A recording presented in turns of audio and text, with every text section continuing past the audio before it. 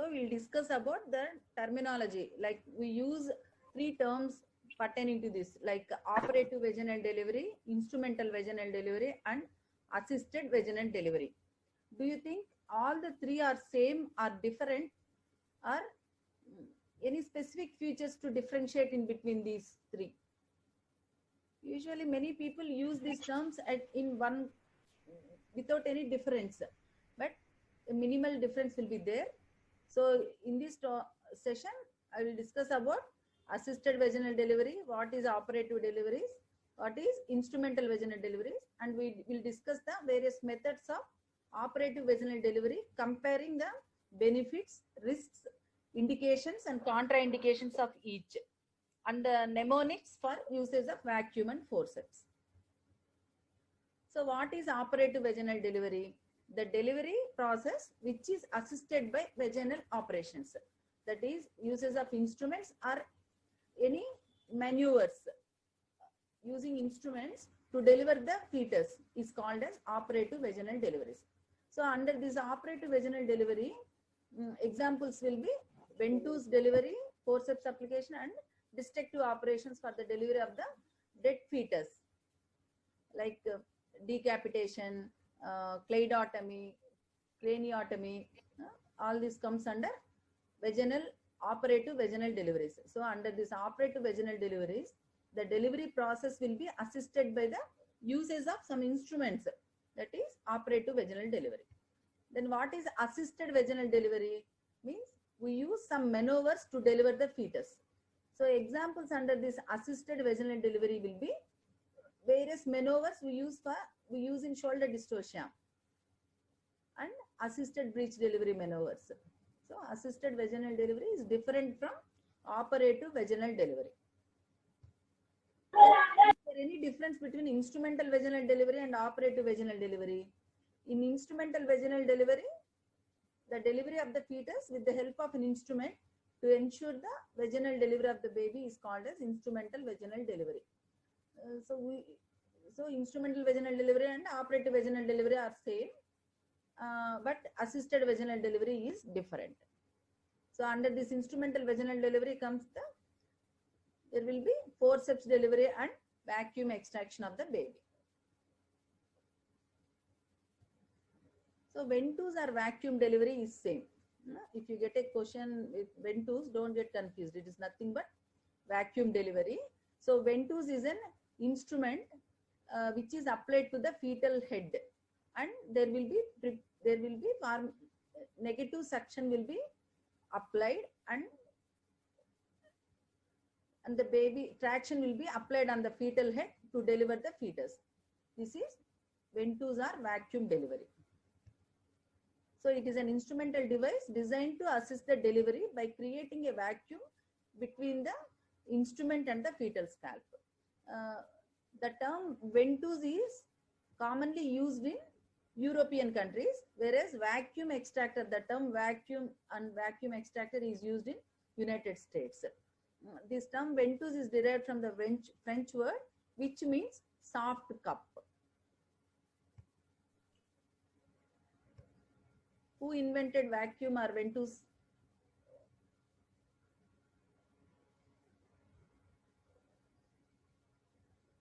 So coming to historical aspects of the vacuum apparatus. Initially, Zanzibar fishermen used suction cups of pilot fish for catching the sharks. So the cup which is prepared from this pilot fish, they were used for catching the sharks by fishermen.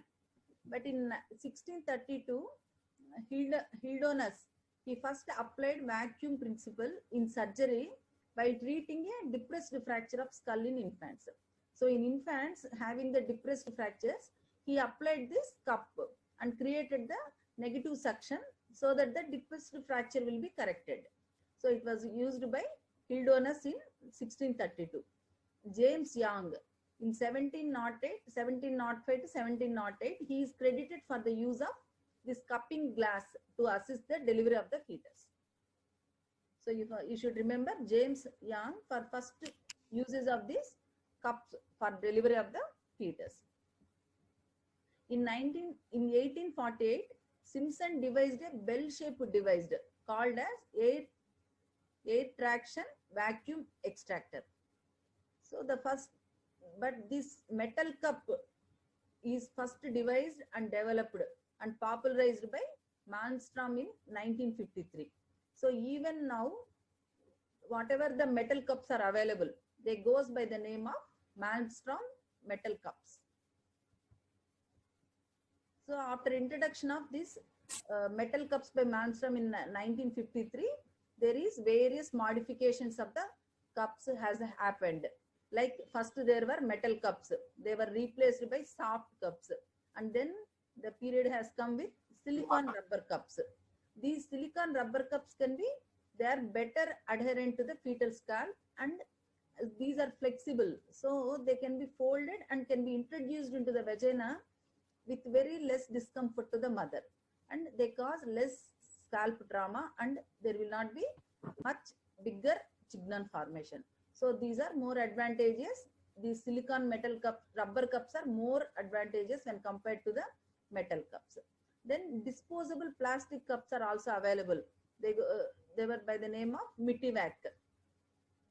Then rigid plastic cups, they are safe, effective. They can be used for rotation of the, when there is short of rotation during delivery, they can be applied for rotation of the head and delivery of the head. So types of cups can be Malmstrom cups. It is a metal cup where the metal chain is attached to the center, and it is inside the rubber tube.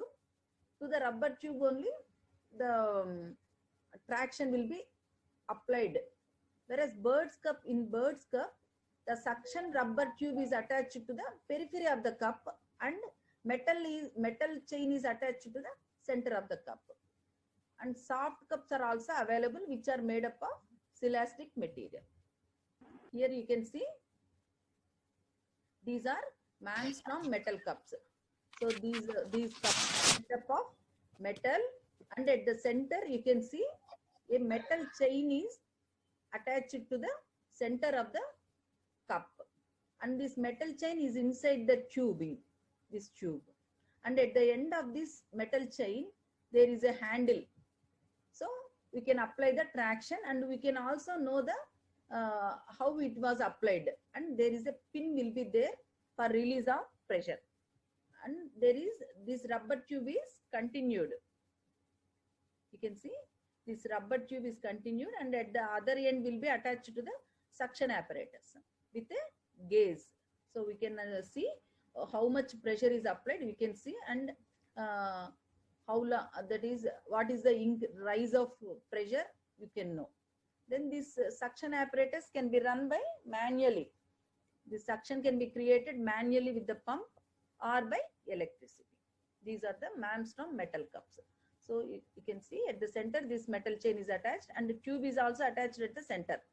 So air is sucked in through this tube, and metal chain will be for traction. So you can see Bird's modification of vacuum cup. In this Bird's modification, the vacuum tube will be attached to the opening near the periphery of the cup, and the traction chain is attached to the hook at the center of the cup. So in Bird's modification, this vacuum tube is at the periphery and metal chain is at the center. Whereas in the original Malmstrom vacuum cup, both are at same place and they are attached to the center of the metal cup. That is the only difference. You remember Malmstrom metal cups, then Bird's modification of the vacuum cup. These are the silicon cups. These are made up of silicon rubber material, and they are foldable. We can fold it and can be introduced into the vagina, so that there will be less discomfort to the mother. And these are better adherent to the scalp of the fetus, and there will be less trauma to the scalp of the baby. So this is the assembled vacuum extractor. So here you can see the Malmstrom metal cup. Here it is the Bird's modification of the cup. which is attached to the rubber tube and metal chain for traction. This is the handle with a pin will be there. A small metal pin will be there. So after the delivery of the baby, you have to release the pressure. Then you press the metal pin so that the pressure will be released and the cup will be detached from the fetal head. Then this is the rubber tubing attached to the suction apparatus with the gauze, and it will be operated manually or by electricity.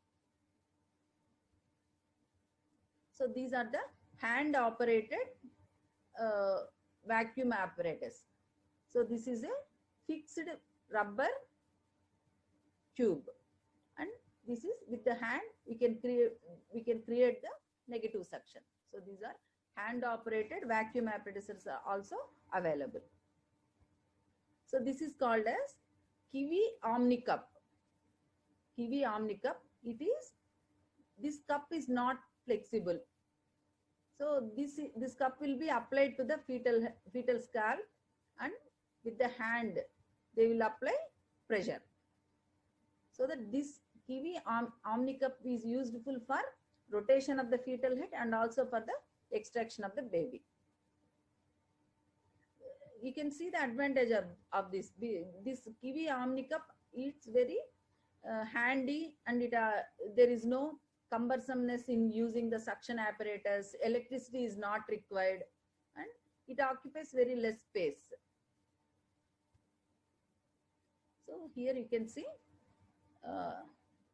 this vacuum cup is applied to the fetal scalp, and with the hand they are creating the negative suction, and once the chignon is formed and it is adhered to the fetal scalp, traction is applied so that the head is delivered. So coming to the parts of ventouse, the cup may be made up of stainless steel, or if it is a celastic cups, they are made up of celastic rubber. 4 sizes of cups are available. They are 30 mm, 40 mm, 50 mm and 60 mm. So this is the diameter of the cups.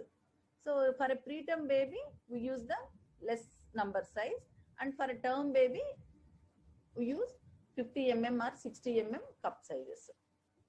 The depth of the cup is only 20 mm, and greatest diameter of the cup is 8 mm below the point of application.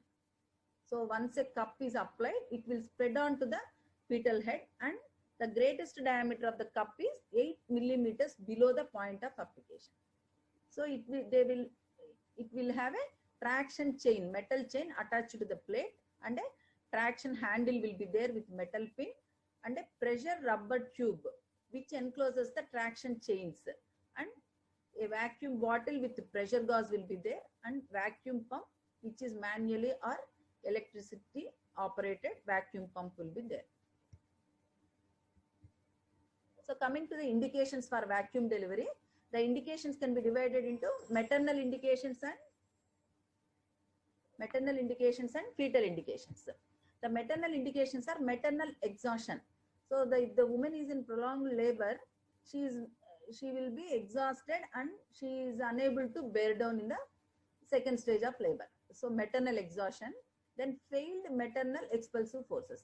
The mother is pushing, but the baby is not being delivered. Then you may have to apply the some instrument to deliver the baby. So maternal exhaustion and failed maternal expulsive forces. Then prolonged second stage of labor. The duration of second stage of labor is prolonged, more than 1 hour in a multi and more than 2 hours in a primi. Then you have to, that is an indication for vacuum delivery. So when there is deep transverse arrest or persistent occipito-posterior position, and you have excluded CPD, then you can apply this vacuum for rotation of the head and also for the extraction of the head. This we have discussed in occipito-posterior presentation. Then in some conditions, you may have to apply vacuum prophylactically. Like if the mother is having severe preeclampsia, or she is suffering with heart disease complicating pregnancy, or it is a post-cesarean pregnancy or anemia, you may have to apply these instruments prophylactically to cut short the second stage of labor. That is called as prophylactic application. So in which conditions you apply prophylactic vacuum means severe preeclampsia to cut short the second stage of labor, in heart disease complicating pregnancy, in post-cesarean pregnancy and anemia. Because if the woman is in prolonged second stage of labor, there is chances of failure in anemia, heart failure, and BP will rise in severe preeclampsia, and the scar will give away in post-cesarean pregnancy. So you remember prophylactic indications also. Then fetal indications are if there is fetal distress. In severe fetal distress, we should not apply vacuum, because for application of the vacuum, then for creating the negative suction, Chignon formation, and for traction, it takes around 5 to 10 minutes. So if the baby is having severe fetal distress, the baby will die. So vacuum is indicated in mild and moderate fetal distress, but not in severe fetal distress, where the fast delivery of the fetus is required. In those cases, we have to apply forceps, not vacuum. So what are the contraindications for vacuum delivery? So any presentation other than vertex. So if it is breech, we should not apply. If it is an aftercoming head, we should not apply. Only for face, we should not apply. So only for vertex presentation, you can apply vacuum. And in preterm babies, you should not apply vacuum, because the scalp tissues will be very, very delicate. So the scalp tissues will be avulsed because of suction pressure. So in preterm baby fetus is a contraindication for vacuum delivery. Then suspected fetal coagulation disorders like hemophilias, and in suspected fetal macrosomia, because the traction force is not that big when compared to forceps delivery. So forceps is preferable if there is suspected fetal macrosomia, but not the vacuum. So these are the contraindications for vacuum application. So what are some prerequisites must be fulfilled before applying ventosa? So before applying vacuum, you should see that whether these conditions are fulfilled or not. So it should be vertex presentation.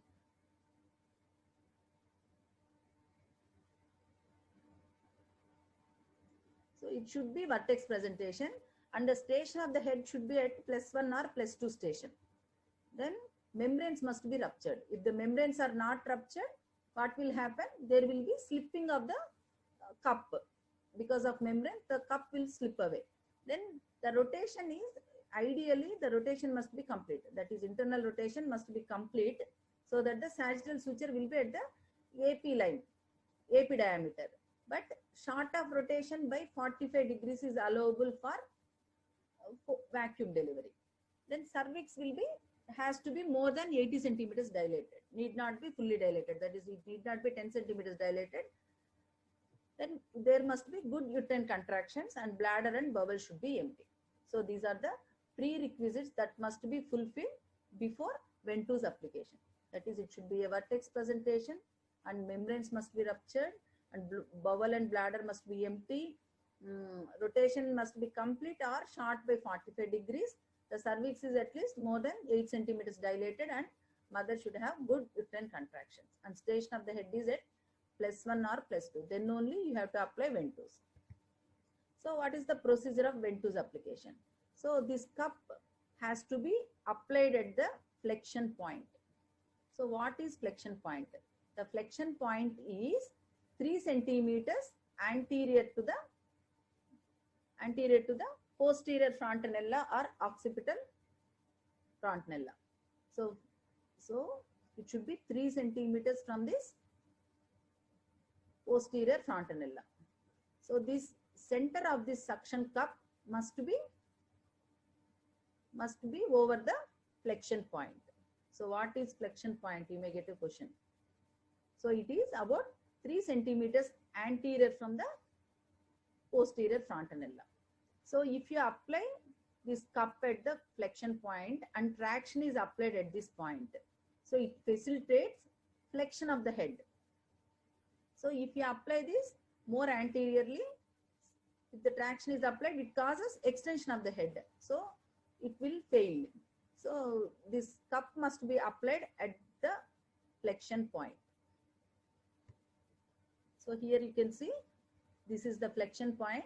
The cup, this is the vacuum cup. The center of the vacuum cup must be over the flexion point, which is 3 centimeters anterior to the posterior frontabular. And this cup must be applied on the sagittal suture, not on the parietal bones. Okay. So you must draw this diagram. So this is the correct, out of this 4, what is the correct placement of vacuum cup? Here the cup is applied with the center coinciding with the flexion point on the sagittal suture. Here the cup is applied more anteriorly. Here the cup is applied on the parietal bones. Here it is applied laterally at the anterior frontabular. So these 3 are wrong. So this is the correct application of the vacuum cup. So you please remember the flexion point. So what is the, so after application of the vacuum cup over the flexion point, that is the correct placement of the vacuum cup, you have to start the suction apparatus manually or electrically.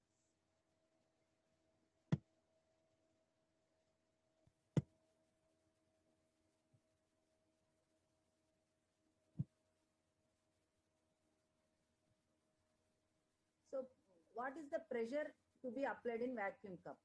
The pressure will be, to start with, the pressure will be at a 0.2 kilograms per square centimeters, and it is raised slowly at a rate of 0.1 kilograms per square centimeters to a maximum pressure of 0.8 kilograms per square centimeters. For every 2 minutes, you raise the pressure. So to start with, the vacuum pressure is 0.2 kg per square centimeters. At a rate of, slowly increase the pressure by 0.1 kg per square centimeters to the maximum pressure of 0.8 kg per square centimeters over a period of 5 to 10 minutes. So it takes about 5 minutes to reach the maximum pressure and also for the Chignon formation. Then the traction plane is at 90 degrees to the cup. So traction to be applied at 90 degrees to the cup, and we call pop-ups. That is, sometimes while applying traction, this suction will be the suction force will be broken and the cup will be detached from the fetal scalp. That is called as pop-ups. The cup is popped up. So not more than pop-ups is allowed. If the cup is popping up for more than 2 or 3 times, you have to discontinue this procedure and you opt for other thing. So maximum time from application to the delivery of the baby head should ideally be less than 15 minutes. Okay.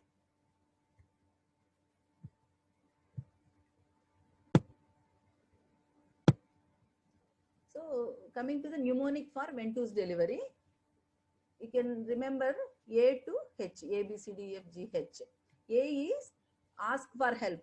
So you take the help of other seniors, anesthetist will be called for, and neonatologist will call for, and nursing staff. Then address the patient that the baby is not, she needs instrumental delivery for the delivery of the baby. Then adequate anesthesia is required. You can give pudendal block or paracervical block. Sometimes caudal block also you can give to for the pain relief. Then bladder and bowel should be emptied. The cervix must be fully dilated or more than 8 centimeters dilated. So D stands for determine the fetal position and think of shoulder dystocia. So the fetal presentation should be vertex and station must be +1 or +2. And then you check the equipment. E is for extractor and resuscitation equipment must be ready. Then F is you apply the cup at the flexion point. G is gentle traction in the proper axis. Then H is you apply the traction only when the uterus is contracting. So when the uterus is relaxed, you halt the traction and you halt the procedure if it is not progressing normally, and you switch over to other procedure. That is, you can try the forceps for delivery of the baby, or you can take it for cesarean section. So this is the mnemonic we remember for ventouse delivery. A is ask for help, B bladder empty, C is cervix more than 8 centimeters to fully dilated. Determine the fetal position. We check the extractor and resuscitation equipment. F is for flexion point, G is gentle traction, H is halt the traction and halting the procedure. So what is Chignan? So this is Chignan. When you apply the vacuum cup, the skin of the scalp will be sucked into this cup and there will be local edema and there is formation of this Chignan. So this is similar to, this is a artificially formed caput succedaneum. So what do you mean by Chignan? Chignan, the term Chignan was first given by Rosa in 1933. It is derived from a French word which means large coil or hump of hair drawn into a bun at the back of the head. So it is a hump of hair the ladies will put on the over the head. This is Chignan. So Chignan is an artificial caput succedaneum due to vacuum application. The skin of the scalp will be sucked into the cup, forming a hump-like swelling called Chignan. So this is the bun applied over the head. So the name has come from that one. So coming to the complications of vacuum delivery, maternal complications are maternal injuries like inclusion of soft tissues like cervix, vagina inside the cup. So maternal injuries can occur because in between the vacuum cup and the fetal scalp, accidentally, if the vagina is included or cervix is included and you have applied traction, you have applied the negative suction and traction, there will be tearing of these vaginal tissues and cervix will be torn. So that will lead to traumatic PPH. So you have to check that nothing is in between the vacuum cup and the scalp. So after you apply the vacuum cup, before starting the suction apparatus, you please check with the finger all around that nothing is no tissue is included between the fetal head and the vacuum cup, so that this complication will be avoided. So coming to fetal complications, like there will be formation of Chignan. This will disappear in hours or in 1 to 2 days it will disappear. Sometimes there will be formation of subgaleal bleeding or cephal hematoma. Sometimes there may be intracranial injuries like intracranial hemorrhage, retinal hemorrhage, and cerebral irritation and asphyxia can occur, and neonatal jaundice can occur. These are the fetal complications.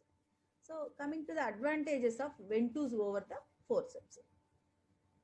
So this ventouse can be applied for rotation of the head in case of mal-rotated or unrotated occipito-posterior position. Then it can be applied even through a incompletely dilated cervix. So forceps, to apply the forceps, the dictum is for a fully dilated cervix only you have to apply the forceps. So cervix must be 10 centimeters dilated for application of forceps. Whereas ventouse can be applied for a incompletely dilated cervix, that is more than 8 centimeters, you can apply the vacuum. Then less traction force is needed. So the traction force required we apply with this ventouse is only 10 kgs, whereas with forceps it is 14 kgs. Even when the head is high, that is at minus station, that is at 0 or -1 station, you can apply this ventouse in rare situations like second baby of the twins. You can apply this ventouse even if the head is high. Whereas for forceps, for outlet forceps, it must be at +3 station. So it is comfortable, and injuries to the baby and mother are less with ventouse when compared to forceps. So then it requires less technical skill and it is suitable for trained midwives also. So these are the advantages of ventouse over forceps. You please remember, ventouse can be applied even through a incompletely dilated cervix, less traction is applied, and less maternal and fetal injuries. Others like less technical skill and even for rotation also vacuum can be used. That is, what is the disadvantages with vacuum compared to forceps is, for ventouse delivery it is a slow delivery of the head. So it is not useful in acute and severe fetal distress because it takes around from 5 to 15 minutes it may take for the delivery of the head. So by that time, the fetal IUDs can occur, that is stillbirths can occur. So forceps is preferable in situations like acute and severe fetal distress. So which is easy to apply? Vacuum is easy to apply, but forceps is difficult to apply because it occupies space also. Vacuum is a slower delivery, forceps is a faster delivery. There is an increased risk of fetal injuries here and maternal injuries, less chance. Whereas for forceps, there is increased maternal soft tissue trauma and high chances of failure with vacuum. Forceps requires better analgesia when compared to vacuum. Vacuum is not recommended for preterm babies. Forceps can be applied at any gestation. With vacuum, the traction will be on the fetal scalp and the fetal head. Whereas with forceps application, the traction force is at the base of the skull and neck. So coming to forceps delivery. So this obstetric forceps is a pair of instruments to assist the delivery of the fetal head, thereby accomplishing the delivery of the fetus. So in our obstetric forceps delivery, we use forceps. It is a paired instrument. So coming to historical aspects of forceps, the credit for design and early use of forceps goes to Chamberlain's family of England. You please remember Chamberlain's family who for designing this forceps. The credit for using the pelvic curve goes to Livert. Then Smellie gave us the English lock, and Tarnier, he introduced axis traction device. At least these 4 names you remember regarding the historical aspects of forceps. Chamberlain, Livert, Smellie and Tarnier. We remember Smellie, William Smellie, we discussed that he described the principal movements of mechanism of labor, that is engagement, flexion, descent, these principal movements he described for the first time, Smellie. Okay. In Vedic era also, some instrument by name Ankush was described, which assists the delivery of the fetal head. So William Chamberlain's family, they practiced the forceps delivery and kept it as a family secret. They have not revealed it to the public for 4 generations. Then Hugh, he is the grandson of Chamberlain, who has allowed the family secret to leak to the public. Okay. He is Peter Chamberlain III. So you can see for 4 generations, William Chamberlain, first he designed the forceps. He has 2 sons, Peter the elder and younger. He didn't have any children. The Peter younger, his son is Dr. Peter. He has 3 sons, Hugh and son of elder Hugh. He has disclosed this secret to the public. So for 4 generations, this forceps was kept as a family secret, and they were using this instrument for delivery of the baby for difficult cases. But the secret was disclosed by Hugh. So how to classify this forceps? So it can be classified into outlet forceps, low forceps and mid forceps, depending upon the station of application of the forceps. So outlet forceps is when you apply the forceps when the head is at +3 station, you call it as outlet. Low forceps is when the vertex is at +2 station, it is low forceps. Mid forceps is when it is between 0 to +2 station, it is called as mid forceps.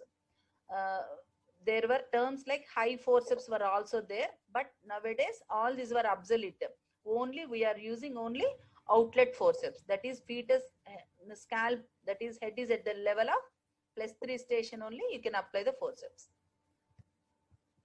More than 700 varieties of forceps are available, but we commonly use the Wrigley's forceps. So this is the Wrigley's outlet forceps, which we use in our labor room. So this is a long curved forceps or Simpson's forceps. So this is long curved forceps with a axis traction device. So for mid cavity application, after applying, they use this traction device for applying traction. Then this is Keyland's axis traction forceps for mid-low application. So you remember this Wrigley's outlet forceps, which will be shown in your instrument section. So coming to parts of the forceps. So this forceps has two equal halves. That is, it can be called as right and left blades or right or left branch. So it contains two halves which can be joined together at the lock. So the parts of each half can be, so this is blade. You can see this is blade, this is shank, this is lock and handle. This is handle. So it will have blade, shank, lock and handle. The blade will have the blade is fenestrated. That is, it is not solid. There is a fenestration in the blade. So this fenestration makes the instrument weight lesser, and also the more grip will be applied onto the fetal head. So those are the advantages of this fenestration. This fenestration. And this blade will have a cephalic curve and a pelvic curve. So cephalic curve is on the inner surface of this blades is the cephalic curve, and on the upper border here there will be pelvic curve. The lock can be French lock or a English lock. So parts of the forceps will be blade, shank, lock, handle, and what is toe and what is heel of the forceps.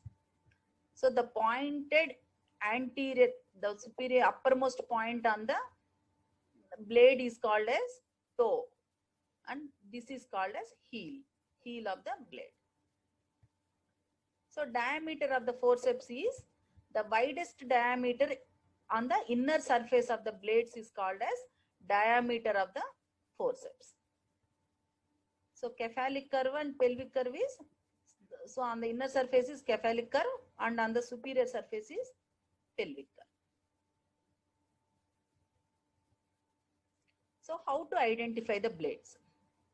This is also one question you frequently get. You first take the forceps into your hands, both the halves into your hands, and lock it, and you place it on a flat surface. So if the locked forceps is lying stable, lying smoothly on the flat surface,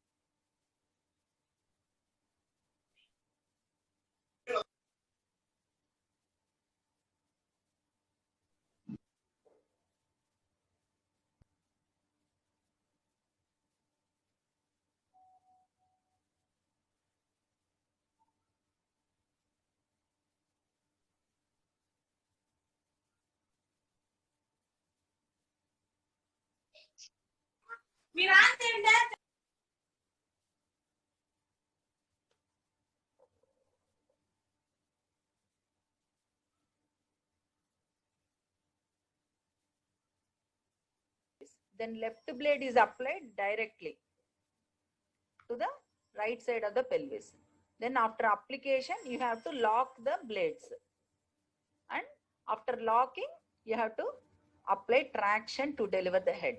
So the procedure of forceps delivery includes first identification of the blades, then application of the blades. First you apply left blade, then right blade, then after application you lock the both the blades, and then you apply the traction to deliver the baby.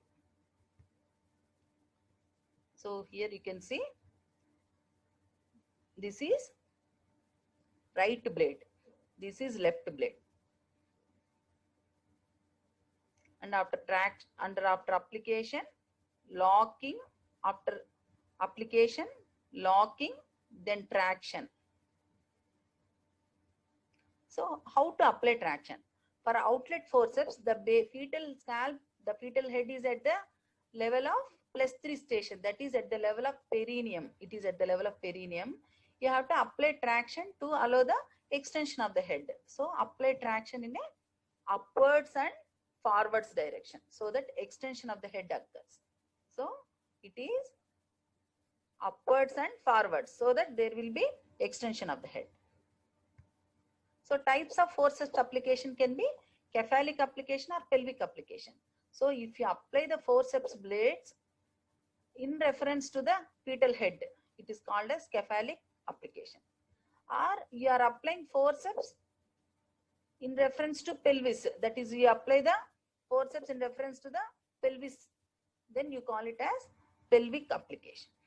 So types of forceps application, remember it is cephalic application or pelvic application. That is forceps you are applying onto the fetal head on parietal bone, like that. If you think in perspective to the fetus, then you call it as cephalic application. Or you are applying blades in relation to the pelvis, then you call it as pelvic application.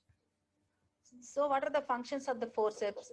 The forceps is, we can give the traction, or sometimes you can rotate the fetal head. That is in deep transverse arrest, you can doubly apply, that is forceps is applied to rotate the head and also to apply traction. Then there will be, in forceps delivery, there will be controlled delivery of the head will be there. Or forceps, a single blade is applied as a vectis for the extraction of the fetal head. Or compression, some amount of compression effect will be there on the fetal head. So the diameters will reduce and there will be delivery even for a big baby. For a big baby also you can apply forceps because it will have a compression effect on the fetal head. So how much traction is required for delivery of the in primigravida for forceps delivery? It is around 14 kgs. Whereas in a multigravida with the forceps, for a multigravida with traction is around, for primi it is 16 kgs, for a multi it is 14 kgs. Whereas with vacuum delivery, how much force is applied? It is 10 kgs. So what is vectis? Single blade to extract the fetal head in cesarean section is called as vectis. So a single blade of the forceps is applied, is used to extract the fetal head during cesarean section. You might have seen, some might have seen, it is called as vectis. So when this special instrument vectis is not available, you can use a single blade of the forceps. So this is one more application of this forceps. Then coming to the indications for forceps delivery. Again, here they are divided into maternal indications, fetal indications, and prophylactic forceps indications. So maternal indications will be maternal exhaustion and inadequate maternal expulsive efforts, or prolonged second stage of labor, that is more than 2 hours in a primi, more than 1 hour in a multi, and these are prophylactic application of the forceps in case of anemia, heart disease complicating pregnancy, severe preeclampsia and hypertensive disorders, and any cerebrovascular diseases and spinal cord injuries of the mother, where the mother cannot bear down. Then you can apply prophylactic forceps. Fetal indications, one more indication, prophylactic indication is previous cesarean section to cut short the second stage of labor. So fetal indications will be fetal distress and after coming head of breech delivery. In contrast to the vacuum, where vacuum cannot be applied other than vertex. Whereas forceps can be applied for a after coming head of the breech. What is the name of the forceps you apply for after coming head of the breech? What is the name of that forceps?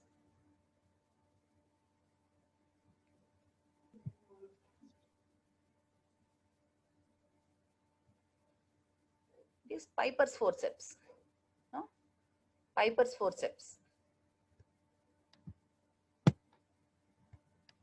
So prophylactic forceps is used to cut short the second stage of labor, where even though there is no indication, that is no maternal indication, that is maternal distress, maternal exhaustion is not there, or prolonged second stage is not there, or failed maternal efforts is not there, or there is no fetal distress, even then you are applying forceps prophylactically to cut short the second stage of labor in case of severe preeclampsia and eclampsia, heart disease complicating pregnancy, post-cesarean pregnancy, in case of low birth weight babies, and patients under epidural anesthesia, and in post-maturity, that is suspected macrosomia, also use this prophylactic forceps. So what are the prerequisites that must be fulfilled before applying forceps application? You can remember this forceps mnemonic, FORCEPS. So these are the prerequisites for forceps application. F stands for fully dilated cervix. So cervix must be 10 centimeters dilated for application of the forceps. So cervix must be fully effaced and fully dilated. Then O is for orient in lithotomy position. R is for membranes must be ruptured membranes. C is contractions of the uterus must be adequate and catheterize the bladder. Then E is head must be engaged and it is at the level of +3 station. P is presentation must be occiput, or sometimes for after coming head also we apply. S is to reduce the severity of pain, you give adequate analgesia with pudendal block or epidural anesthesia or caudal block. So forceps you can remember mnemonic, that is the prerequisites for application of the forceps: fully dilated cervix, fully effaced cervix, orientation in lithotomy position, ruptured membranes, adequate uterine contractions, and catheterize the bladder. Head must be engaged and at +3 station. Presentation is suitable and severity of pain is reduced with analgesia or anesthesia. Then ABCD, this mnemonic can also be used for forceps application. A is similar to vacuum. A is ask for help, address the patient, that while you are applying the instrument for delivery of the baby, you give counseling, that is addressing the patient, and adequate anesthesia. Then B is bladder must be bladder emptied. C is cervix is completely dilated and effaced. D is determine the position of the head, that is at +3 station. So check the equipments are ready, that is you may need that is whether the both the blades are locking or not, pre-check. Then F is forceps is ready. G is gentle traction has to be applied. So you can use this mnemonic also. So complications of forceps delivery or maternal complications are injury to the genital tract. That is already if you have given episiotomy, there may be episiotomy may extend, or paraurethral tears occurs and perineal tears can occur. Then cervical tears, and sometimes it may extend to the lower uterine segment resulting in colporexis, and sometimes rupture of the uterus can also occur with high forceps and mid-low forceps application. So injury to the genital tract is important complications. Then nerve injuries can occur because of compression over the nerves, because this forceps is an instrument space occupying, and already the head is big and is jammed in the pelvis. So nerve compressions can occur with forceps. Then there is every chance of both traumatic and atonic PPH after forceps delivery. Then anesthesia complications can occur because it is instrumental and prolonged delivery. puerperal sepsis is more, maternal morbidity is increased, and remote complications like she may develop stress incontinence, dyspareunia, low backache, genital prolapse, anal sphincter dysfunctions. Fetal complications will be immediate complications like asphyxia, facial bruising. That is, if the blade is applied onto the face of the baby, there will be bruising over the face of the baby. Then intracranial hemorrhages can occur. Why intracranial hemorrhages occurs with forceps means, if the forceps is applied and locked, the head will be compressed, and after the delivery there is sudden release of this compression force. So there is compression followed by sudden release. So there will be rupture of the vessels, intracranial vessels, and intracranial hemorrhage can occur. Then cephalhematomas can occur. If the blade is applied on the face of the baby over the in front of the ear, there is chances of facial palsy. Then skull fractures can occur. Then cervical spine injuries if you apply more traction, because here in forceps delivery, the traction or application of force is at the base of the skull or over the neck. Cervical spine injuries can occur. Remote complications like cerebral palsy or spastic palsy due to residual cerebral injury. So all forceps deliveries, the babies must undergo MRI. So what is the trial forceps and what is failed forceps? Trial forceps is, it is a tentative attempt of forceps delivery in a case of suspected midpelvic contraction or outlet contraction with a preamble to abandon cesarean section. So here in trial forceps, you are not sure that the baby will be delivered vaginally. So you keep in a double setup, that is, you keep everything ready for cesarean section in OT, and you shift the patient to operation theater table. On the table, after keeping everything ready for cesarean section, you give a trial of forceps, so to deliver the baby. So you are not sure of delivering the baby by forceps, and in a double setup in operation theater, you are applying forceps, is trial forceps. So if this forceps application fails, you take it for cesarean section, that is trial forceps. Whereas what is failed forceps? Here you have applied forceps because you are sure that you can deliver the baby by forceps. You have failed to deliver the baby even after 2 to 3 attempts, even after with 2 to 3 pulls, you fail to deliver the fetal head. Then you call it as failed forceps. Then how to manage a failed forceps? You have to take it for cesarean section. But in trial forceps, you are not sure to deliver by forceps. So in a double setup in OT, you are applying forceps. Here, you are sure to deliver it by forceps. You have applied and you have failed with even with 2 to 3 pulls. You are failed to deliver the baby. Then you take it for cesarean section.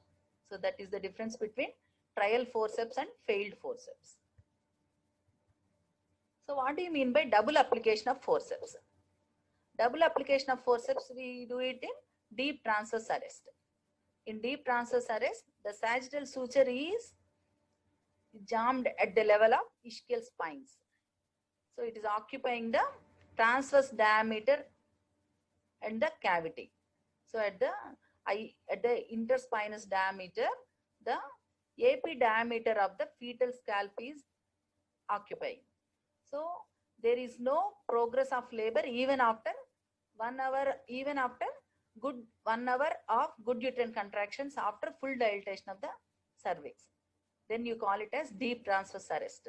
So in these cases, you apply the forceps to rotate it. Then you dislodge it and remove the forceps, and you apply the forceps again to deliver the head. That is for extraction of the head. So for rotation, you applied forceps once. Then for extraction of the head, you applied again. So this is called as double application of the forceps. Sometimes you may use the vacuum cup for rotation, and then for extraction, you may apply the forceps. So thank you. If you have any doubts, you can raise.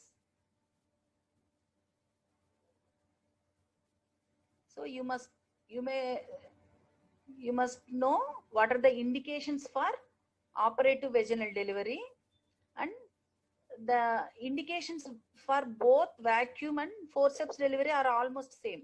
That is maternal indications, prophylactic indications, and fetal indications. But these fetal indications for acute and severe fetal distress, we don't apply vacuum, we apply forceps. That is the main difference. Then what are the parts of the instruments you must know, and how to apply the instruments. Then what are the complications and what are the advantages of instruments over the other, you must be able to tell. So what are the advantages of vacuum over the forceps, you must be able to tell, and what are the disadvantages, you must be able to tell, and what are the advantages of forceps over the vacuum. In forceps there is, you can quickly deliver the fetus, so useful in case of నేను వింటున్నాను కదా it is useful in case of severe and acute fetal distress. Forceps can be used, but not the vacuum.